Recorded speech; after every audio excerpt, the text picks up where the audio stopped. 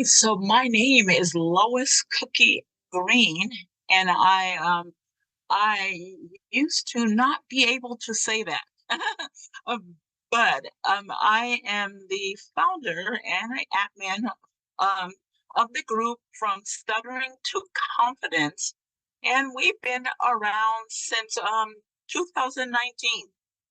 And I have about 6,000 members from all over the world.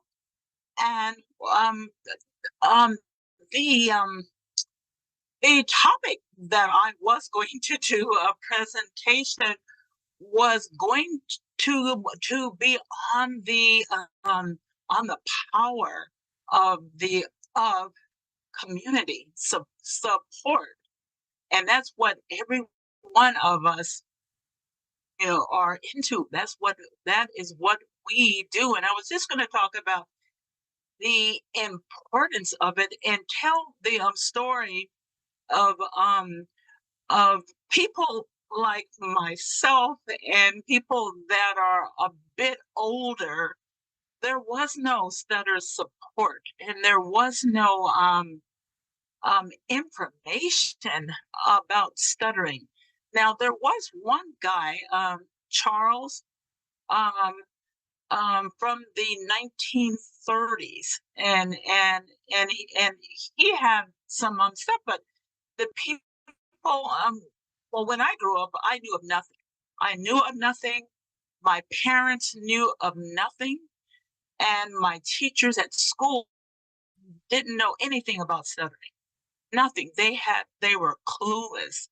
So we are in a age right now that is it's phenomenal when it comes to support and resources and and individual support groups and big big organizations like the Stuttering Foundation and NSA and World wide stuttering network. Things like this is kind of new.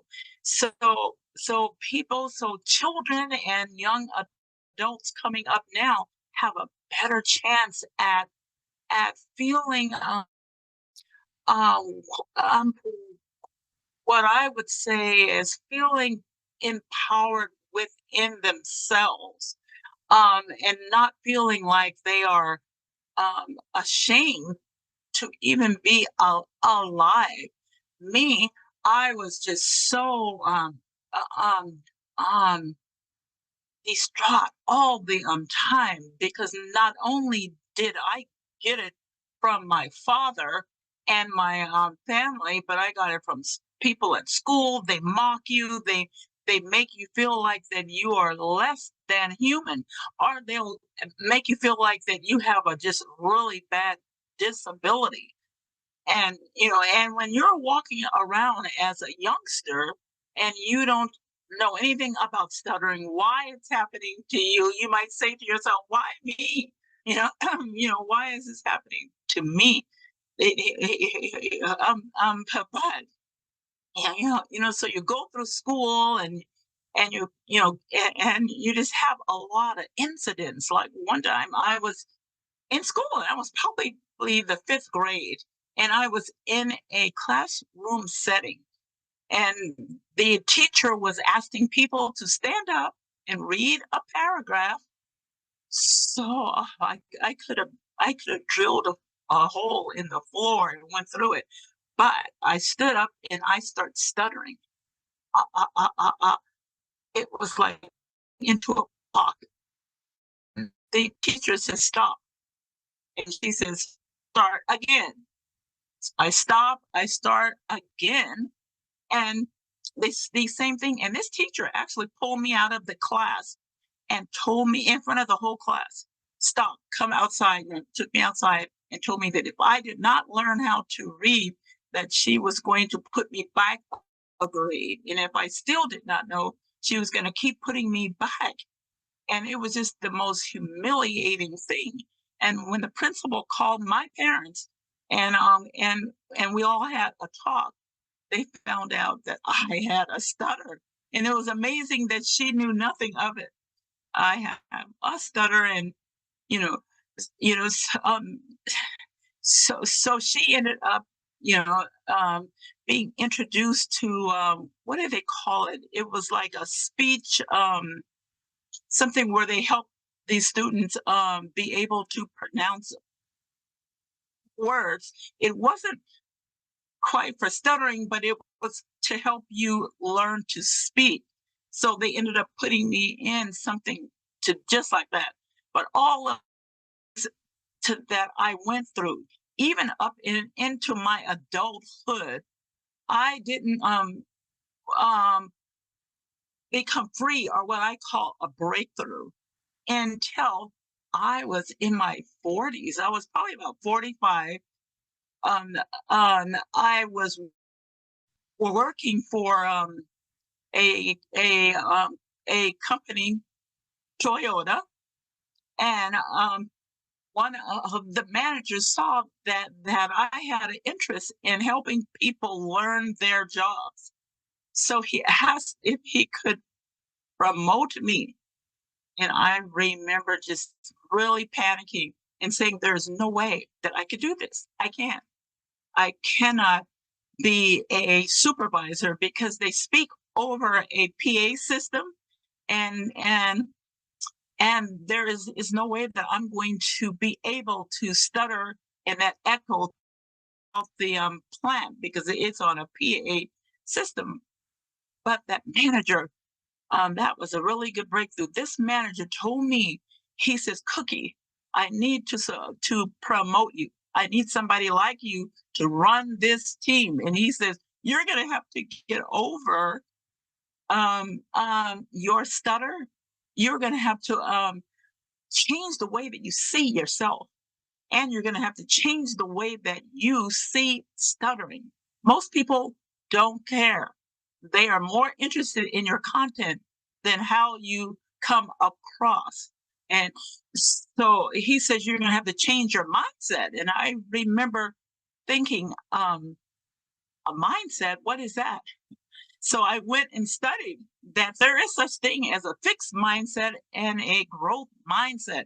So when I read the fixed mindset, I went, that is me. So I thought, okay, go back to this manager, thank him, and accept the job. But I was really scared, and so I accepted the job. And from the second that I accepted that job, um, um, they start pulling me up the ladder in the company.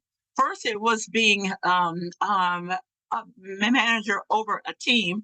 Then they wanted me to run a quality control audit where I had to speak on a PA system, a microphone though. And I noticed that my voice echoed and I was able to speak, but I ran the quality control audit for Toyota, and I was a supervisor. But once I grasped that I can do this, I said I have got to go back to all of the stuttering people that I know, and I'm going to start a group, and I'm going to help people to break free, to love themselves, to accept themselves, to embrace who they are. So I stuttered. I started from stuttering to confidence, so you can walk boldly and speak and be who you are. And if you stutter, so what? So I wanted to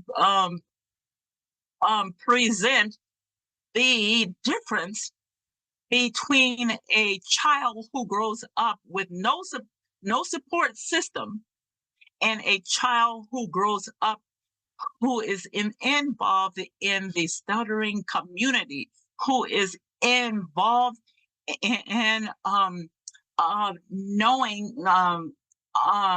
organizations like the Stuttering Foundation, are getting into individual groups like my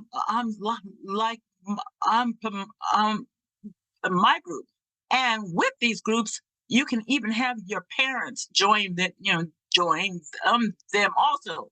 So consequently, a child who grows up with support ends up being well rounded, and they love themselves, and more so than a person that grows up with no support. And some people go into their 50s and 60s and even 70s like I am, still and they're still battling, struggling with their identity, struggling with their stutter.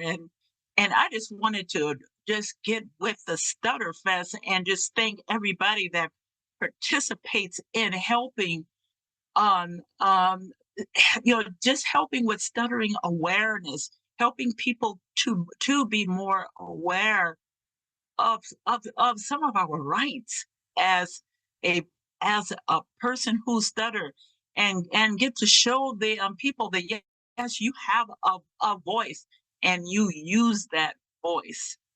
And one good example of groups is there was a female. She is so scared to speak. She wouldn't show herself.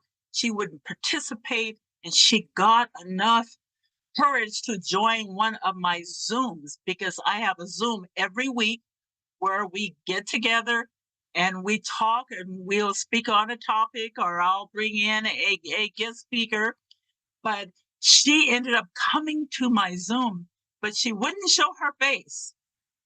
And I told her my story, and I told her never be ashamed or afraid who you are. I said, I want you to take a nice deep breath, and I want you to turn that camera on, and I want you to talk to me. And when she turned it on, I just really clapped for her. I was so excited because she took that step and she felt good about herself. For just being able to um um come out, stop that mindset of I can't do this. And she was proud. But anyway, I did see a hand go up, and it was Joy.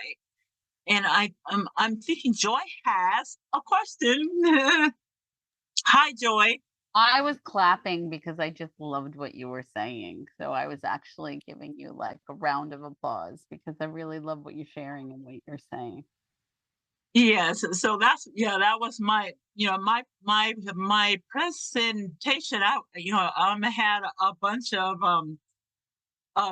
stuff to share, but it's not sitting here. But I figure, well, you blew it, so you just have to and support others. But yesterday, for 3 days straight, I'm a TV camera operator, which I operate a camera on an 18-foot jib. So, for 3 days straight, from sun up to sundown, I was in a conference, and I was the TV camera person. Last night, I literally crawled out of that place. So when I got home, I'm thinking, I pulled up, okay, what time is our presentation? And I forgot that it was New York time, not California time. And see, I'm from California. So I said, oh, okay, the presentation is at 1:40. Oh, when I talked to Arthur, he says, "Oh, I already did it." And I went, "Oh my God." And then I felt sad, but I also felt glad that Arthur actually got on and did a presentation for StutterFest. I was so excited about that, but I was sad that I did not get to speak. So thank you for allowing me to share that, because I know I'm not a guest speaker right now. You weren't supposed to speak until now, Cookie. I mean, this is the Yes. time that you were supposed to speak. So, this was perfect. So we have a question in the chat box. Jody says, "Love your passionate advocacy, Lois Cookie. What's your organization's website or Instagram?" Now, I don't have that type of that type of thing. I am on Facebook and run a Facebook group, and it is from stuttering to, and that group is big because I went from being scared and embarrassed and ashamed and all of those negative things to confidence. Still stuttering, but confidence. Yeah. But yeah, so it's from stuttering to confidence. We have a hand up, Steph Lipsek. Hi, Cookie. It's been a while. It's good to see you. Thanks for talking to us on a whim. So thank you for doing that. I just wanted to tell you how much I enjoy your group and getting to be a part of that group on Facebook. You ask us questions to challenge us and make us think. And there are people from all over the world in your group. And I think the answers reflect that and how we all try to come together in our answers and just have a discussion sometimes. And I really, really love your group for that. So thanks for what you do, because I know it takes a lot of time and you work and do a lot of things. So thank you for the time and effort that you put into that group. It's truly appreciated. Yes, thank you, thank you so much. And I do put in a lot of a lot of mental just things. I'm to think of what can I do to get people thinking and to get people answering questions. I want for us to not only be educated about what stuttering is, I want us to also feel comfortable, like it's one big happy family and we all get it and we can all stutter away if we want to. We can speak more smoothly or fluently, and I invite different people as professionals because everybody has a what I call a sweet spot. What might work for you will not work for me, and there are all different people with different thoughts and different ways that you can communicate and they see the light. So that's why I will have um, um, I will have a therapist who might be um, into hypnosis, which that might not be something that I know about or feel comfortable with, but somebody else might say, "Yay, that's good." So you usually sit and talk about that. And now I'm thinking about opening up workshop type of things. Workshop, or I want to match up some of my people who are I would say a little bit more they are more smoother with their speaking. I don't say fluent, but I'll say they're more smoother with their speech, and there are a few of us who are comfortable in our communication. I want us to match up with those who are feeling like they have a struggle, and I want us to coach and mentor. Start doing that more, in my group, and sometimes I will have games just so that everybody feels comfortable. So they might come to the Zoom, and then I might start out by saying a sentence, and then the next person finishes, put something to the story, and then the next person, and we all have a fun and we laugh, But I want to just really have a place where that we are just comfortable with who we are. So when we go out to our different environments, that we feel more comfortable. basically all we have to do is accept who we are and be totally authentic, and you will be okay. To now for myself, I am Christian, so a lot of times I will utilize some of the positive thinking. Love yourself, self acceptance, and all of that kind of thing. Love who you are, and everybody believes in a God. So I say to feel comfortable with who you are created for and follow your purpose, and don't let stuttering hold you back. So I don't know, I have a lot of things going on.